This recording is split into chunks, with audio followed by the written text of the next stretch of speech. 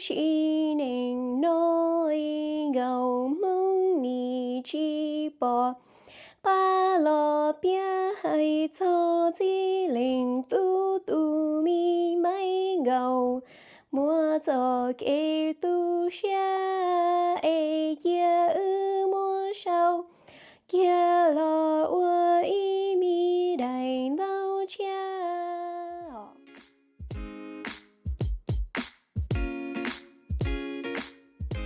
In a world dominated by digital screens and instant gratification, there's an increasing divide in our human connections and difficulties expressing our vulnerabilities. Letters to My podcast explores the tapestries of storytelling by transforming written letters into spoken word. I have the honor of interviewing courageous guests as they dedicate their letters to a loved one, showcasing their vulnerability through their past experience, present realities, future aspirations. Lastly, and most important, is wisdom sharing, imparting their wisdom, their advice, and inspiration to the next generation. Some of you who may not be Hmong may be wondering, what is a Tou and why Mai?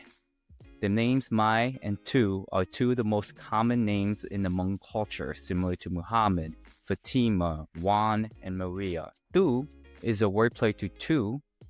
Mai is a wordplay to Mai. Hence, the guest dedicates a letter to my daughter, son, partner, or whoever. Hello, 안녕하세요. My name is Sai. I'm your podcast host for the Letters to My podcast. Welcome, where I get the privilege to capture, reflect, and share stories. I'm a licensed mental health social worker. I work in mobile crisis where I respond to individuals who are suicidal, who are sad, among other things. I'm proud to be Hmong. We are a small and mighty ethnic group from Southeast Asia. We came to the United States due to genocide and helping the Americans fight in the Vietnam War. Identities are important because they represent us. I'm a son, I'm a brother, I'm an uncle, I'm an organizer, politically engaged, a true progressive, and a storyteller. My last identity, I have to say, is probably one of the ones I've struggled with the most, and at the same time, am so proud of. It's a duality of pride and criticism. And my last identity is that I am among men.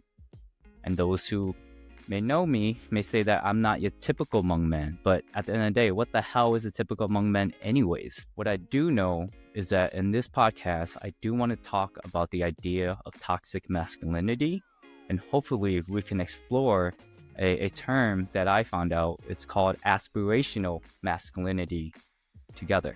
Let me tell you a bit more about the podcast structure, who will be on it, and the role of vulnerability. The guests will read their letter. I will be asking questions from their past, their present, their future, and wisdom sharing. The interviews will last 45 minutes or more. Season 1 will be Hmong only, and then the subsequent season will be open to all. Now, the podcast is a reflection of my lived experience. The podcast reflects my Hmong culture, our heritage, our historical tapestry, and our diaspora in America. Next, I'll be talking about the role of vulnerability in the Letters to My podcast. I believe we all need to talk about our vulnerabilities because it leads to healing. And I guarantee you, nothing good ever comes from keeping things in. Tell me the last time that worked.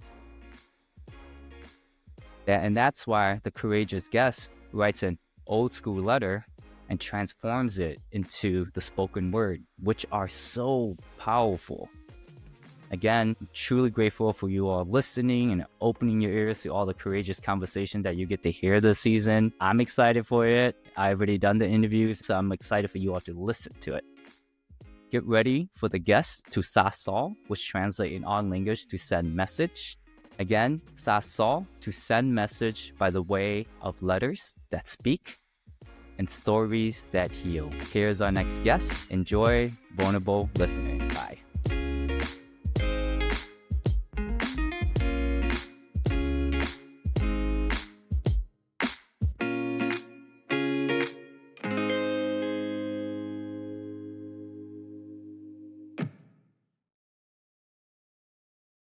Today, we have a very special guest, our first guest of Letters to My podcast, and she is one of my heroes and someone who has taught me so much about what a Hmong person can do. I want to introduce you all to Dr. De Cha. Dr. De Cha is a retired professor of anthropology and ethnic studies from St. Cloud State University. She is a former researcher with the Science Museum of Minnesota and the Denver Science Museum.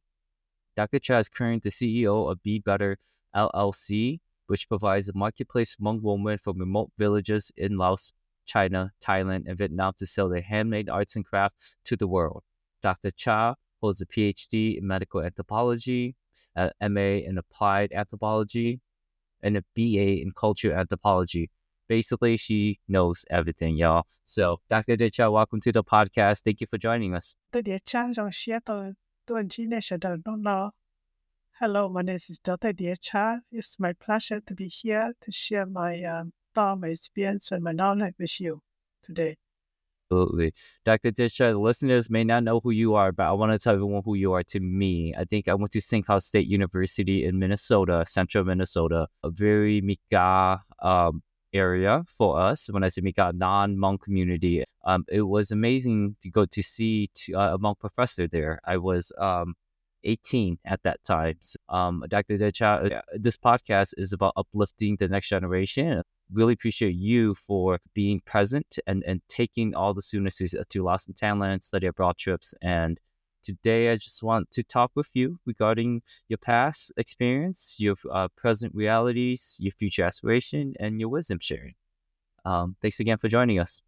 You're welcome. It's my pleasure to be here. Dr. De Cha, we would like, so tell us who you dedicated this letter to and why. I dedicate this letter to my nephew, Gong Ya, who is my younger sister's only son. My younger sister had cancer and she passed away very early at age 32.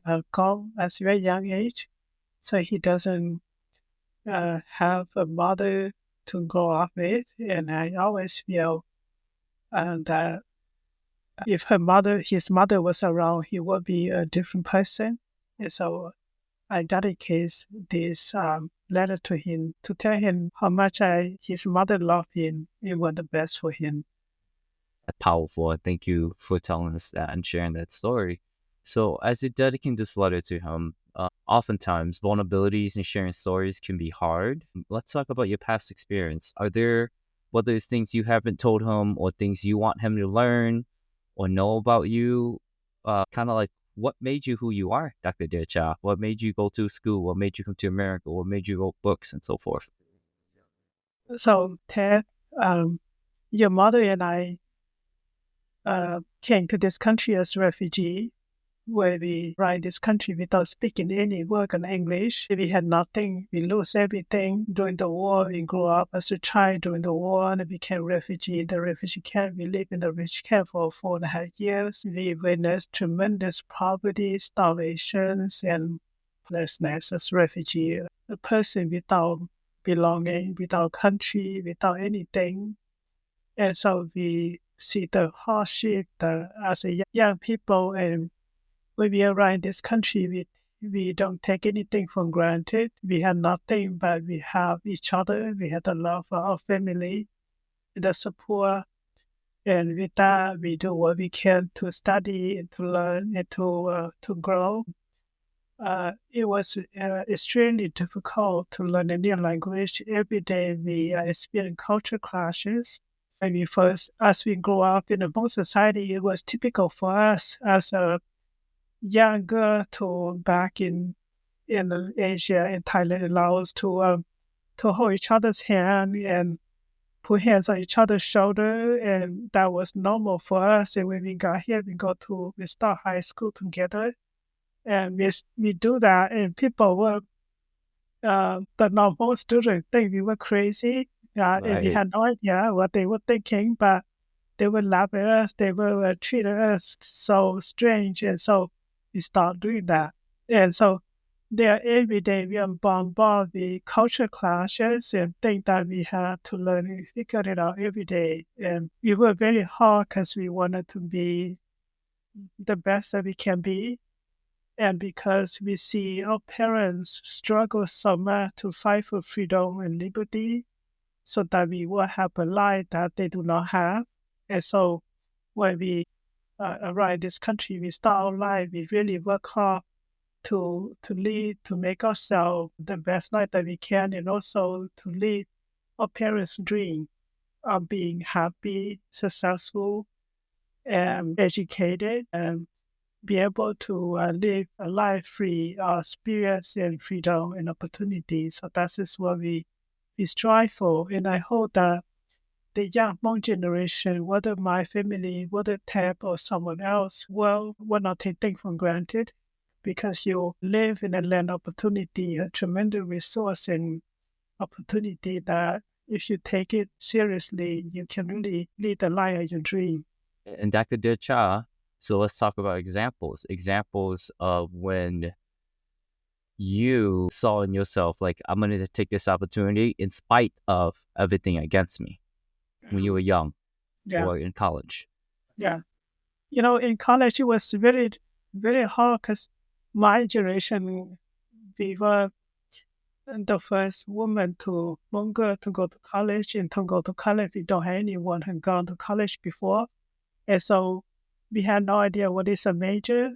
I had no idea what to do. And every day is figuring things out. It's just like you walk in a path that's totally dark, and you have no idea what before you. What are you gonna meet, a snake, a tigers? What is there's some big Okay. rock on the road? You have no idea, or the hole you don't know until you get there, right? And so when you get there, then you just have to figure out how to go around, how to get yourself across that obstacle. You figured it out. So that's just how we face every day. And I look at all the challenges as opportunity for me to learn, me to grow, instead of say, okay, this is too hard, I just give up. Because it's easy to give up, but Very easy. we do not learn, we do not grow. Yeah, that's powerful, Dr. Decha. This is a question that I like to ask people because I feel like through pain and suffering, there's growth. I love how you talked about that. So, Dr. Decha, my question to you is, what broke you? Was there anything that broke? What broke you? Like what emotionally broke you? What was so hard? What was an intense moment that was just like, that's my moment? Well, I had so many moments. I think one of the moments when I was young in Laos as a little girl, my mother was illiterate. So every time my father was in the front line fighting as a soldier. So she wanted to send a letter to him or to some other relative, that she had to go ask someone to write letter for her. And she does. So she won't go ask, and there are very few people who can write letter at that time. So they're busy, they don't have time. And sometimes Can you tell us the year? What year? Just say the year. no, my memory is in the late 1960 to early 1970. That's all I know. So she won't go ask a few times in order to get one letter right. There were times that they would just sit around, but they don't want it to write. So she had to go back and forth until she get or go ask a few people. And she will casually say that if you don't study, you don't learn how to read and write, then when you're an adult, you're going to be like me. You're going to have to go and ask people to do things for you, and they cannot do things for you until they wanted to, until they have time. But if you could do it yourself, you don't have to wait for anyone. And so things like that really sink on me, that Yes. I don't want it to be like her, because she didn't have the opportunity, but I do. So I wanted to be able to read and write, and I can write it for myself, and I don't have to ask other people. So that's one lesson I learned very young, is that it's the best you can do things for yourself is not ask someone else to do for you. So with that in mind, I always learn skill that I need to survive on my own as much as I can. It depends on other people only thing that I cannot do or that I have no control over. Sorry, I have so many questions, but I have to stop. But that's powerful. That was really good, Dr. Decha. Thank you for that. Okay, this is about the first. Okay, sorry, I'm going to ask a question.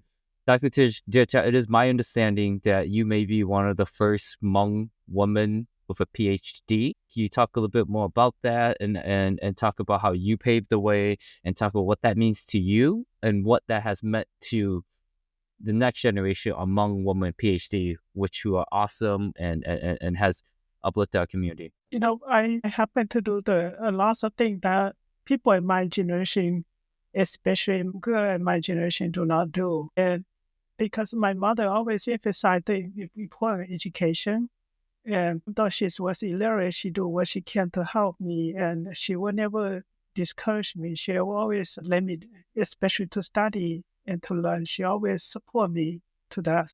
I'm very grateful that she had that mentality that she see the important education.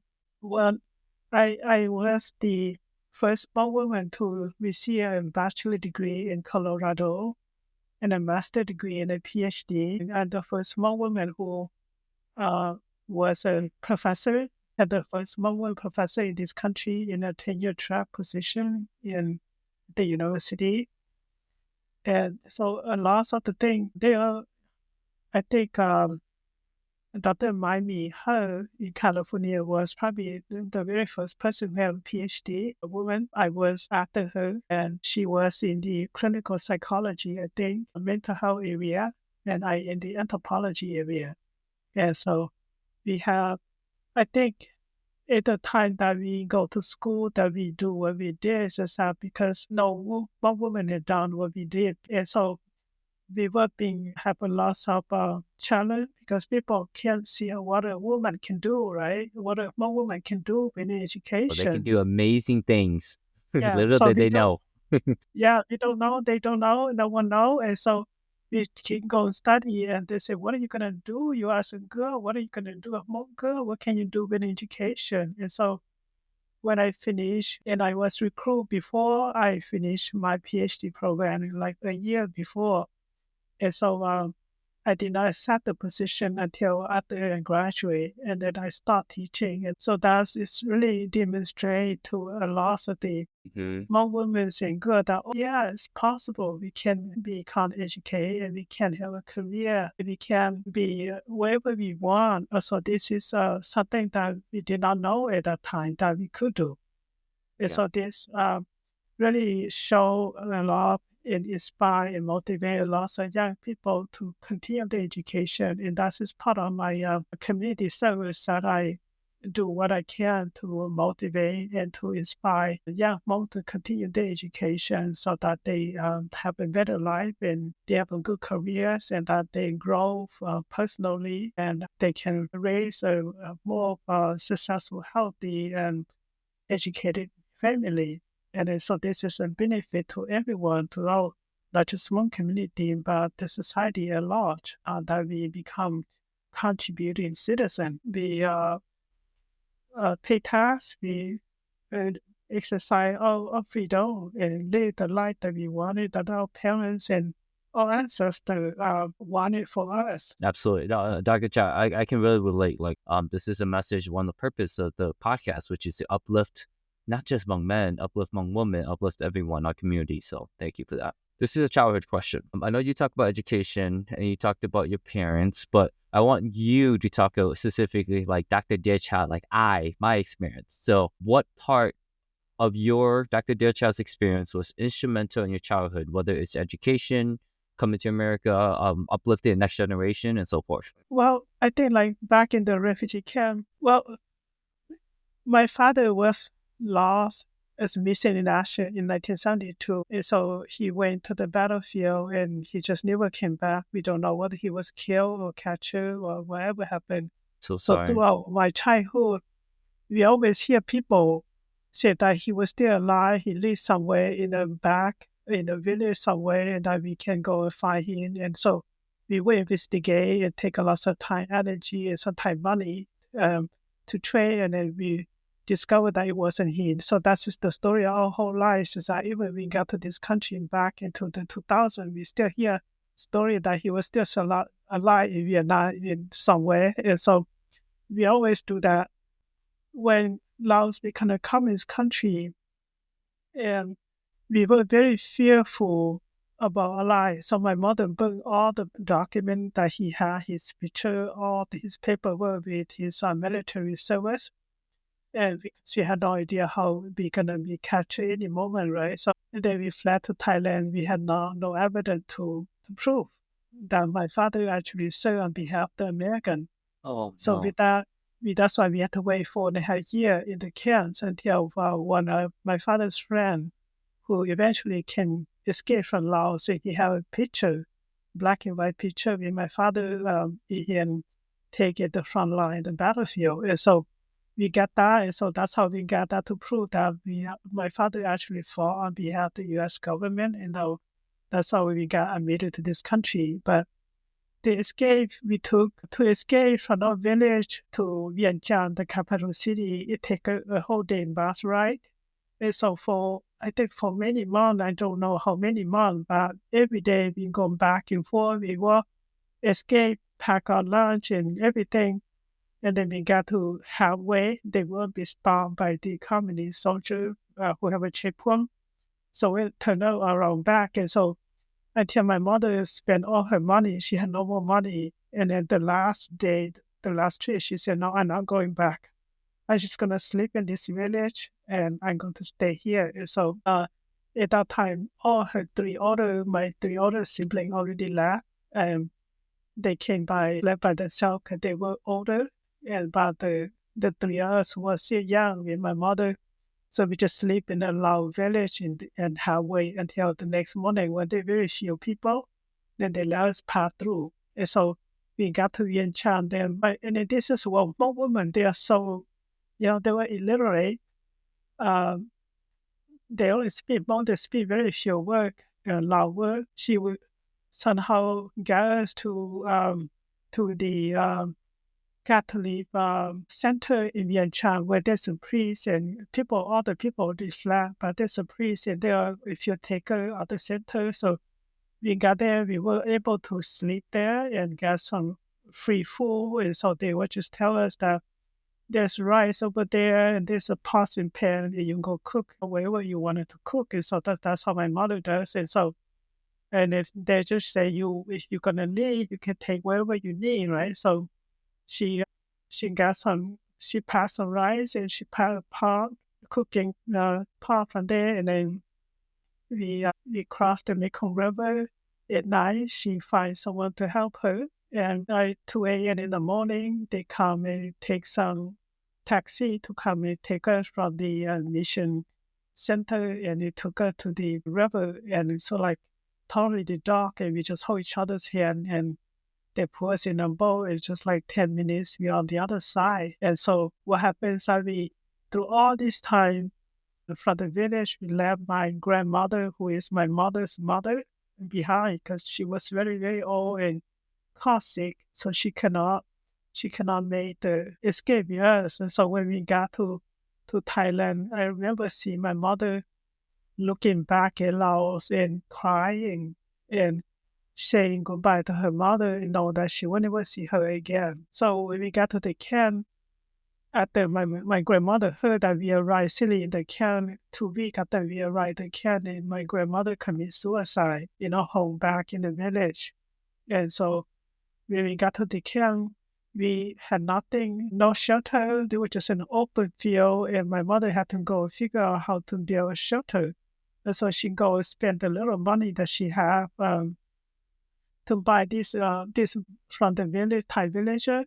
It's sort of like make an arch, like you see the greenhouse this day, but they make a little arch and like she put bamboo over and then she bought some plastic sheet and she put it over, so just enough space for 4 people to sleep. She and her 3 kids. So at night we go sleep in there, and then on day we just stay outside.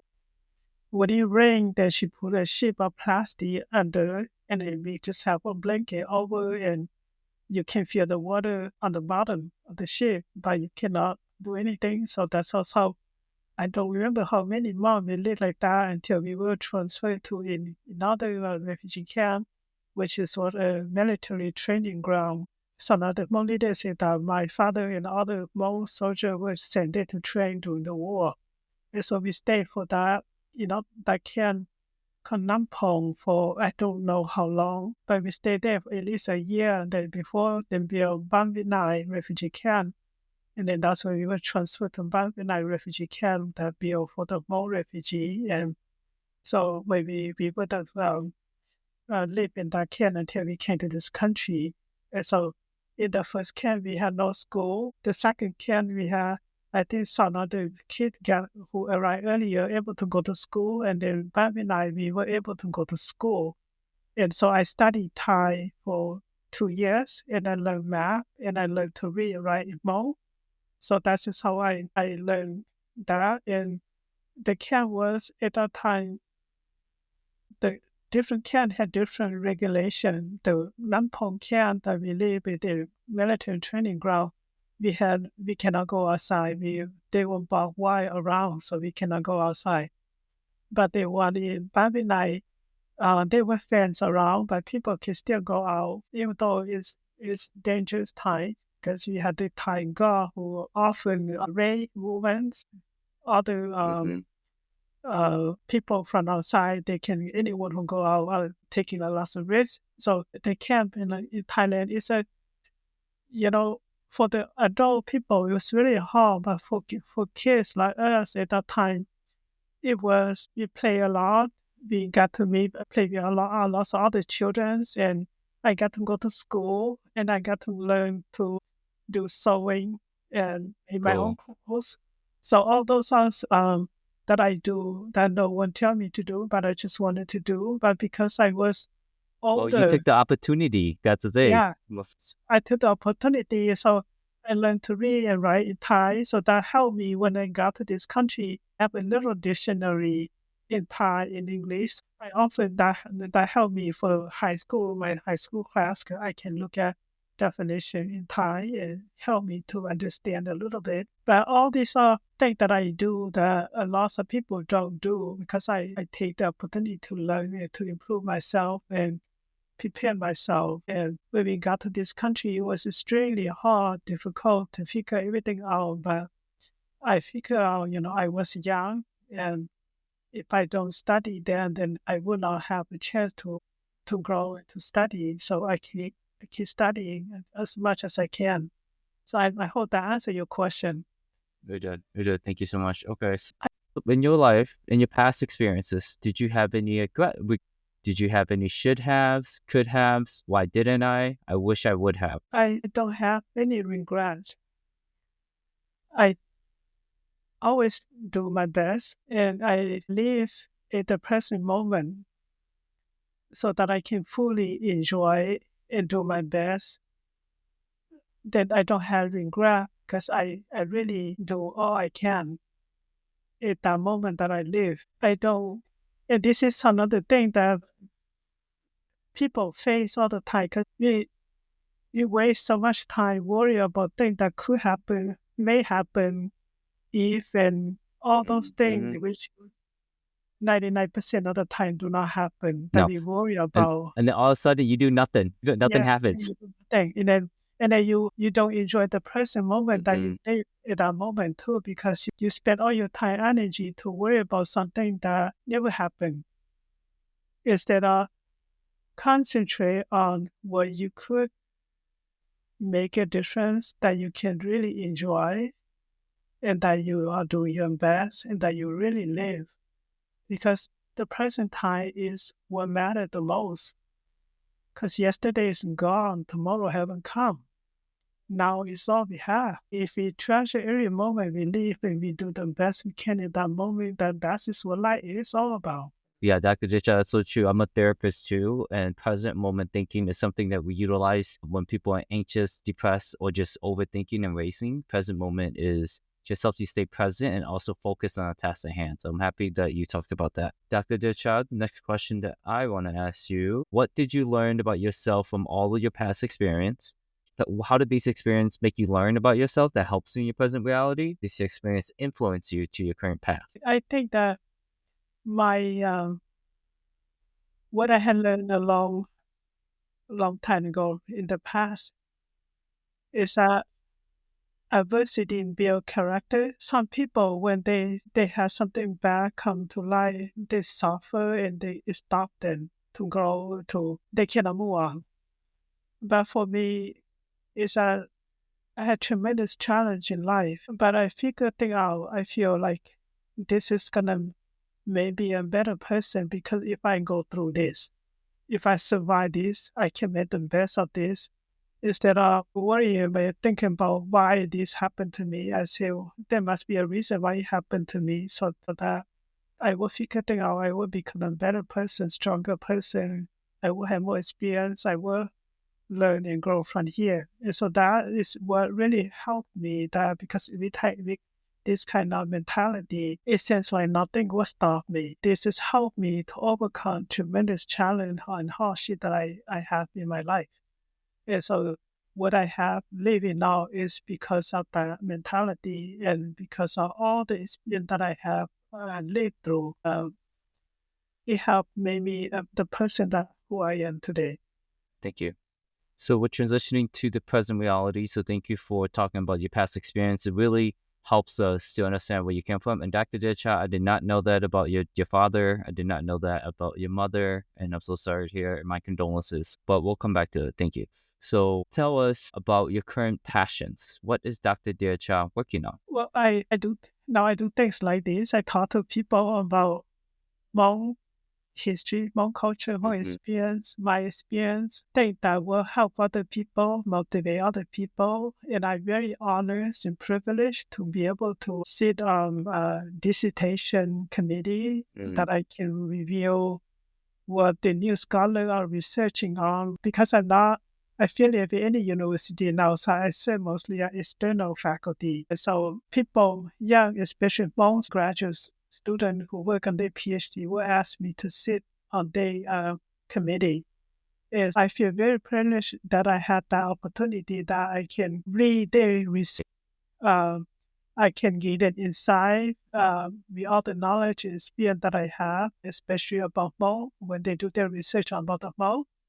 And so I can contribute in that way. Why is it your passion to uplift the next generation? To me, it's an honor to do this and to have this privilege. I don't think a lot of people have. And you have to acquire enough credential and experience and knowledge to have that ability to call to do this service, especially be able to sign your name on that and prove that you can award a PhD or a top degree to this person. I think this is an honor and privilege that we have. And so I'm grateful for all these things that I'm able to do, that I can do, that I had the opportunity to serve and to contribute. And I can tell when they do their research, if they got something not quite correct, and I help to make that correction so that we correct our history along the way. Because a lot of the literature that written about all people have been very negative. So this is the area that as a scholar I'm able to do is to make correction in our history, and especially from Hmong perspective. Right. And that to me is just like I'm an advocate and I love public policy and I love changing stories and challenging narratives. So thank you for doing that because these are things that behind closed doors, Dr. Ditcha, that we don't know about. So thank you for sharing it. It's very important. Yeah, so I feel privileged and I feel honored to do, and it's a lot of work. And lots of these I do mostly volunteer work. Bless your heart. But either this new book that's going to come out with misconception or because the new scholar do not know because they're born and raised in this country, they may not know, they may write something that may go into the record that may not fully accurately represent us.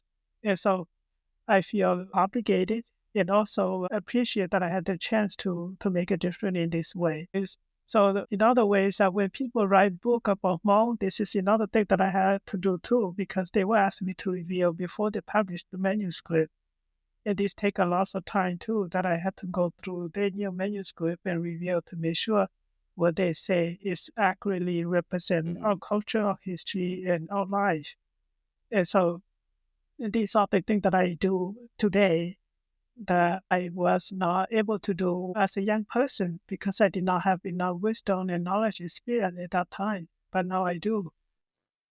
Well, I call it apprenticeship. You build up your stages of apprenticeship, and once you get to a certain point, you become the teacher, you become the master. And it's also withholding our history too. And Letters to My pushes letter writing, because letter has been used, or writing or documenting our experiences is very important. So thank you for that.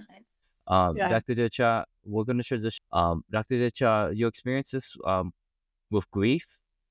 No, sorry, your experience with complicated grief, loss, and unknown, those really stuck out to me. And I'm wondering if you feel comfortable to talk a little bit more about your experiences with that in the context of teaching the next generation what it means to handle that, to deal with it, and so forth. Again, see, when people do not have enough knowledge, broad knowledge, they will go through this, especially when we lost someone, loved one, family member, or we go through some challenge in life, then we get people just cry and feel bad, feel miserable. But for me, with the knowledge that I have when in my younger age, I just like anyone else. I suffer, I cry, and I'm miserable. Since I become more educated, and that I understand the whole picture of life, death is inevitable, that we all have to go through, that we all have to face. And so when I live life, I try to enjoy as much as possible with someone, the people that I love. I love them as much as I can. And so when they're no longer here, I do not regret. I feel that I had done what I can and treasure the moment I have with them already. And that life just doesn't go on. And so this is how I deal with grief. This is how I deal with sadness. Yeah, I feel sad, but I know that only the physical body that die, not the soul, the spirit that live on. So I don't want it to, I don't, people die in your reality, in my reality, but they don't not die in their own reality. They continue to live on. So I don't want to feel bad or suffer for someone who continue to live on. So this is how I look at it. And so I, with this kind of understanding, I feel bad. I miss them, but I know that they just transition to another dimension of life. That is their time to move on. But this is how I deal with loss and death. I'm taking it in because I've never ever heard it said this way before. So I thank you. I'm gonna hold on to this. I think this would be very powerful with the healing component and the acceptance. And so it's really the concept of the mind, how you see it. So I love that. I think that's good. Yeah. And then the other thing is that as an anthropology, I understand how culture come to play in helping human to go through sorrow, mourning, sadness. We have mechanisms to handle, to deal with this, and lots of people do not have what we call good mourning. This is why we had this long funeral day, because that gives the time for everyone to come and grieve together, to share the loss and to express ourselves. We heal as a group, not individual. And so when we lost someone, the whole community come together to support each other and the whole family in this way. That sense of loss is less tense because we had each other in this very depressing moment in our lives. Dr. Decha, I want to ask you a question about healing, because group mourning is part of healing. So I want you to focus healing on yourself, how you healed, and then talk about like the culture of healing. How do I heal in terms of myself? How have you healed? Yes, about yourself, correct. Again, because I focus on the present moment. And I think, for example, I lost my mom when she passed away. I miss her tremendously, but I also always remind myself of her love for me, that whether she's here or not, she will always love me. Knowing that she will always love me, that she's always with me. She's not here physically, but she's here spiritually. And so because of my understanding of all these cosmology, I know that I can pray for her, I can ask for her presence at any moment. So that way I don't I don't feel like she's gone forever. So this is how I deal with loss, and how I heal myself is that knowing that human being, we have the physical body and we have the spiritual, and if we understand how the two are connected, then we really feel much whole, and we don't really feel lost or disconnected. And so it's hard for me to explain, but I don't dwell in the past. I forget the past very easily. And I focus on my time's energy on what I need to do now and uh, and in the future. And so instead of feeling bad about that, I I don't have time to do that much. I only do what I need to do now and then what I need to prepare for tomorrow and the future. Yeah, So I'm absolutely. not, yeah, so I hope that No, answers no, your no, question. no, don't worry about that. Just Yeah. flow. Just keep flowing. Okay. Yeah. What excites you most about your current journey? Well, for me, because I love to study, to read, and to learn, so I continue to learn. Even though I have a PhD, even though I read lots of books, I have Hmm. studied a lot, I still study. Right. So I am excited every day, every year that I get to learn something new, that I learn more about myself. I discover things that I do not know about myself, do not know about the world. And so um, these are fascinating to me. It is. It is. Yeah, I'm right there with you, Dr. Deercha. Like from Charles Darwin to all the inventors to us having computer chips, human society, we have always uh innovated, which I love. And then on top of that, that means and it was created from this state between our ears. And it took me a while too, Dr. Deercha, because I didn't care about school. I didn't like school, but I realized that reading, the power of reading, writing, and so forth, has made me A, it's made me money, I'll tell you that. B, it's made me be able to be more self-reflective, and C, the growth mindset. So I love that. Yeah. Uh-huh. Yes. Dr. Disha, we're going to transition very close to future aspirations. But before we do, what advice would you give to someone who wished to start on a similar path as our Dr. Dia Cha? Take time to figure out what's your purpose in life. What is it that you're good at? What is it that you want to make a difference in other people's life? What is it that unique about you, special about you? What are your talents? And you have to know who you are before you know where you're going. And we have to have goals. We have to have purpose. The people who are lonely, who are depressed, who cannot get things done because they don't have a sense of purpose. If you don't have a goal, it's just like you put a boat or a ship in the ocean and you don't have the captain to drive it. If you just put a ship in the ocean, it's gonna be blown by the wind every direction and eventually can be destroyed. And you have to have a captain to drive the ship to have a roadmap where you're going. Because you don't know where you're going, you cannot get to where you want it to be. The young person who want to start a career in life, this is what we have to figure it out. What is it that you're good at? What is that you want in life? What is your goal, your purpose, your mission? Where you're going, you have to know who you are. And if you don't know who you are, you don't know where you're going.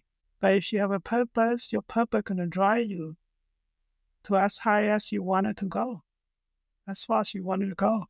Nothing going to stop you when you have a mission, a goal, a purpose. And every day is a bright new day. Give you opportunity to exercise, to follow the steps you need to fulfill your mission. That's what life is. Life to me, life is for us to experience the best thing that we can in our life.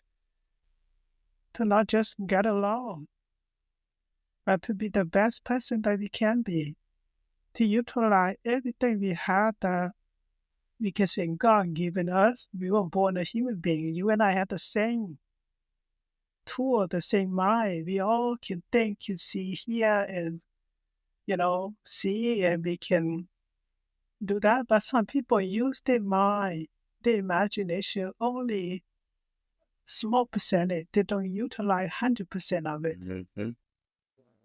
And for reading and writing is what will be able to create with our minds, with our imagination. If we don't study, we don't read, we don't write, then we don't utilize that part of our being, our power, our energy that God gave it to us. We are born in, everyone born with,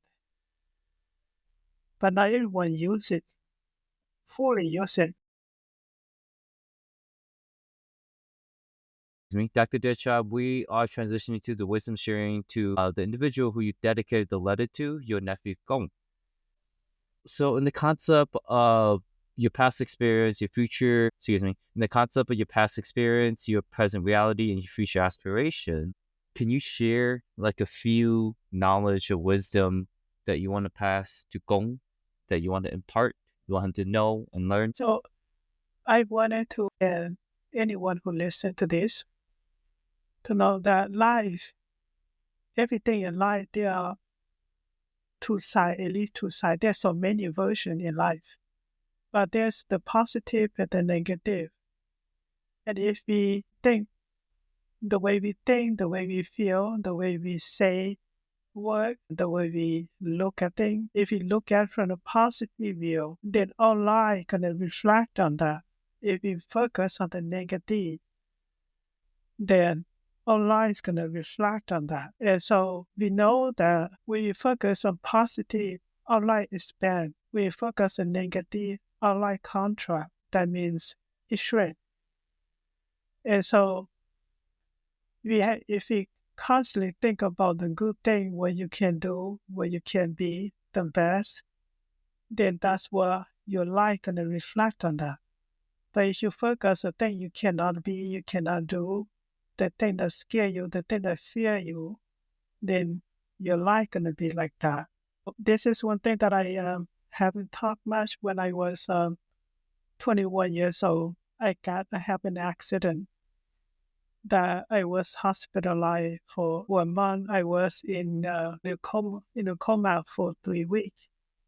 Most people think I would die. And from that experience, at first I asked why me. And then most people think that because of that, I was badly burned and I was handicapped. And so that's the end of me. This is what people tell me. But then I was only 21. I was just starting college, first semester college.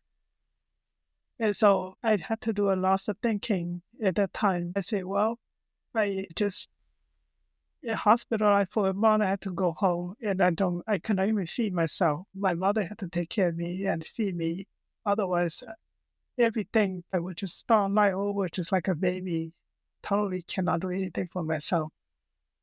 So my choice is that I like to continue to be SSI for the rest of my life and lead a life where majority people tell me I'm going to have to live, or overcome this tragedy and be a person that lead her dream.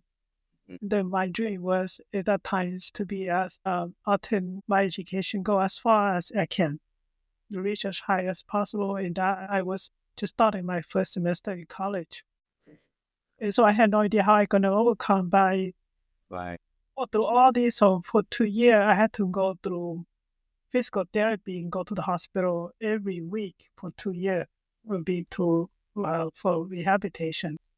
After that, then I had to go back to school, to college, and I had to wear a mask that covered my whole face, only my nose and my eyes and my mouth. Every day I had to ride the bus, public bus, because I can't drive. Everyone think I'm going to rob the bank. Mm-hmm. That is not Halloween. Why don't I take my mask off? And so I go to the university, right? And this is what I face every day. So if I were to think positive or negative, I only look at all the things that I have to go through, that I have to face, and I'm not gonna make it, because it's pretty bad as a young person, right? And so, but I make up my mind that I know who I am, that I know that I have a good mind, that I figure out very from the refugee camp that I start school there, that I'm very smart. Because at the camp, even though I just start school there, I always had the number one in those days. They rank you, right? Whoever at the high Right. school, you can rank number one. So I always get the highest score. So I know that I'm very smart. And so, but people don't know that. They only see the scar on my face, the tragedy that I just went through, that how terrible I look, and that a person like me couldn't become nothing. That's all they see. But I don't see that. I see those are tremendous hardship that I have to deal with society. But I know who I am. I'm able to, so I continue my education in college after the accident. And I won't go to college, and then I will have infections, and I had to be hospitalized. And I mean, I had to cancel my class. Yeah, so all these things take tremendous effort to earn my bachelor degree, and that's why it take a long time for me to earn my bachelor degree. Chat, what message do you want to pass to Gong about these experiences? I mean, so life is filled with challenge, and no matter how challenging it is, if you know who you're capable of, you can overcome. You can overcome any challenge, and don't give up until you succeed. If you keep going, you're gonna get someplace. But if you stop, you're not gonna get anywhere. Not gonna go anywhere. So that is what I mean by positive and negative. I can look at this tragedy and feel so bad and suffer and just end it there and don't go anything, don't do anything with myself and be on social security SSI for the rest of my life. That's my option. Or I can say, I am. I have a life, a future, and I very small. I will be able to do something. I may not be able to do something physically, but I can do a lot with my mind. That's right. And that's also I rely on. So to think, always think of what you can do is that what you cannot do. Yeah. So I know you can do a lot because you are very intelligent, very capable. You just have to have a mindset to believe in yourself, and you have the drive to be someone, to have a purpose, and that you go whatever it is that you want. That's what you need to pursue and focus on that and think positively. No matter what people say, no matter what people tell you, if you know who you are, you know what you want. You continue that, you will get what you want. Dr. Decha, I just want to wrap up a little bit about what we talked about today. Thank you for sharing us about your past experience with the refugee camps. I think that is part of our Hmong diaspora of where we came from, because I'm big with you too. I learned in order to know where you're going, it's important to know where you came from. So thank you for being a thought leader for the Hmong community. And learning about your PhD experience, it was inspiring.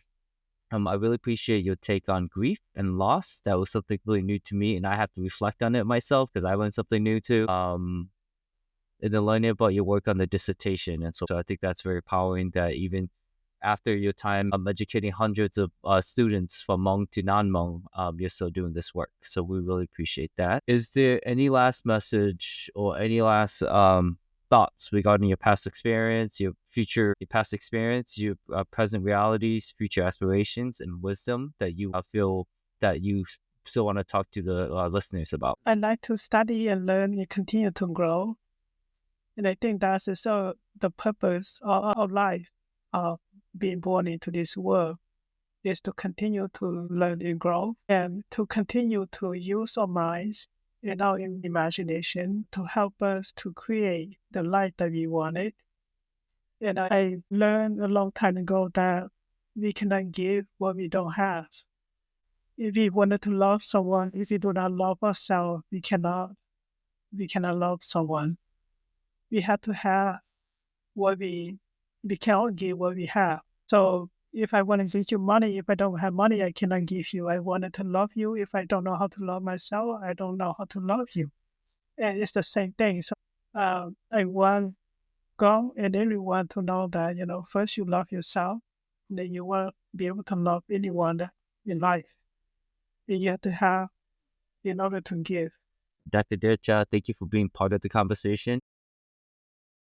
Thank you for joining us on Letters to My Podcast Inaugural Season 1. We hope you can hear the power of storytelling, vulnerability, and self-expression rooted in the Hmong tradition. Let's continue to bridge the digital divide. I am Sai's niece. My name is Emma, and he is my uncle. He has helped me become more confident and made me come out of my comfort zone. I remember one day he took us nieces out to Dairy Queen. We decided to race back to the car, but my sister ran too fast and slipped under the car. It was memorable because it was funny, and those moments are something I would cherish forever. Letters to My Podcast is where vulnerability meets self-discovery. Self-discovery meets writing.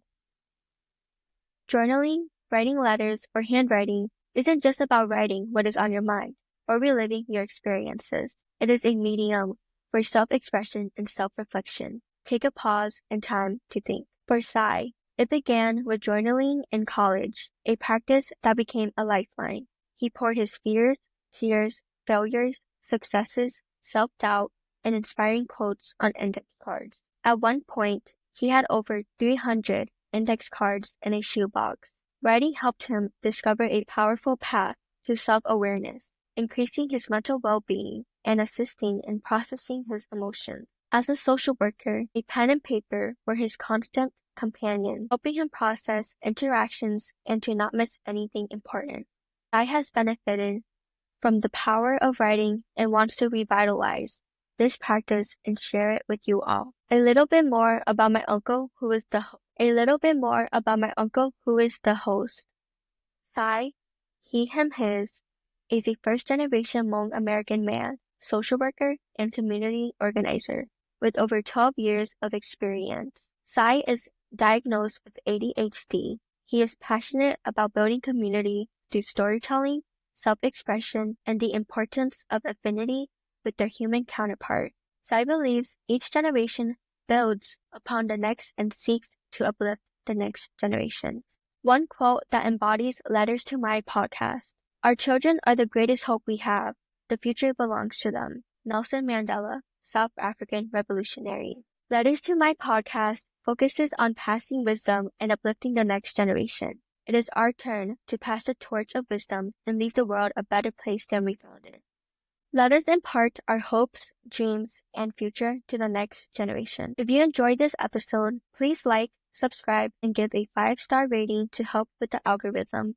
Letters to My Podcast is on Apple Podcasts, iHeartRadio, Facebook, YouTube, Spotify, Blue Sky, and Instagram.